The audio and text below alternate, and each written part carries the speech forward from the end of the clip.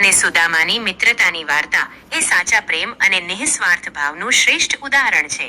અહીં આ સુંદર વાર્તા ટૂંકમાં પ્રસ્તુત છે. સાંદીપની ઋષિનો આશ્રમ.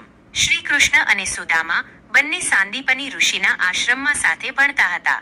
કૃષ્ણ રાજકુમાર હતા અને સુદામા એક ગરીબ બ્રાહ્મણ પુત્ર હતા. છતાં બંને વચ્ચે અતૂટ મિત્રતા હતી. આશ્રમમાં તેઓ સાથે લાકડા લેવા જતા અને સાથે જ જમતા.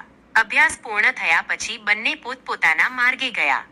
સુદામાની ગરીબાઈ. વર્ષો વીતી ગયા. શ્રી કૃષ્ણ દ્વારકાના રાજા બન્યા જ્યારે સુદામા અત્યંત ગરીબીમાં જીવી રહ્યા હતા. સુદામા પાસે ખાવાના પણ ફાંફા હતા, છતાં તેઓ સંતોષી હતા અને ભગવાનની ભક્તિમાં લીન રહેતા.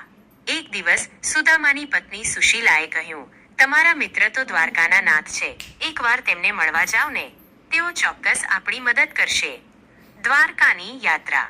સુદામા પહેલા તો ખચકાયા, પણ મિત્રને મળવાની ઈચ્છાથી તેઓ જવા તૈયાર થયા.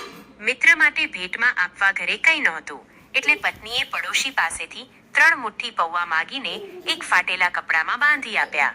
જ્યારે સુદામા દ્વારકા પહોંચ્યા ત્યારે મહેલના ચોકીદારોએ તેમને રોક્યા. સુદામાની હાલત જોઈને કોઈને વિશ્વાસ ન આવ્યો કે આ ગરીબ માણસ ભગવાન કૃષ્ણનો મિત્ર હોઈ શકે.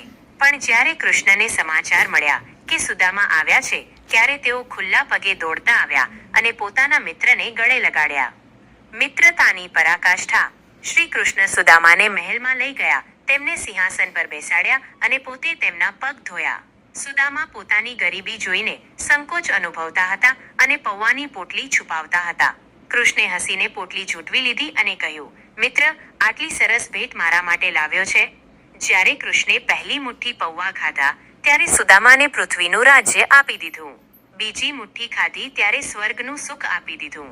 જ્યારે ત્રીજી મુઠ્ઠી ખાવા ગયા ત્યારે રુક્ષ્મણીજીએ તેમનો હાથ પકડ્યો અને કહ્યું, પ્રભુ, હવે શું બધું જ આપી દેશો? વણ માગી મદદ. સુદામાએ કૃષ્ણ પાસે કશું જ માગ્યું નહીં અને પાછા ઘરે ફર્યા. જ્યારે તેઓ પોતાના ગામ પહોંચ્યા ત્યારે ત્યાં ઝૂંપડીને બદલે એક ભવ્ય મહેલ હતો. તેમની પત્ની અને બાળકો રાજવી ઠાઠમાં હતા. સુદામા સમજી ગયા કે તેમના પરમ મિત્ર કૃષ્ણે માગ્યા વગર જ બધું આપી દીધું છે. બોધ. સાચી મિત્રતામાં અમીરી ગરીબી વચ્ચે આવતી નથી. ભગવાન ક્યારેય ભક્તની ભેટનું મૂલ્ય નથી જોતા, પણ તેના પાછળનો ભાવ અને પ્રેમ જુએ છે.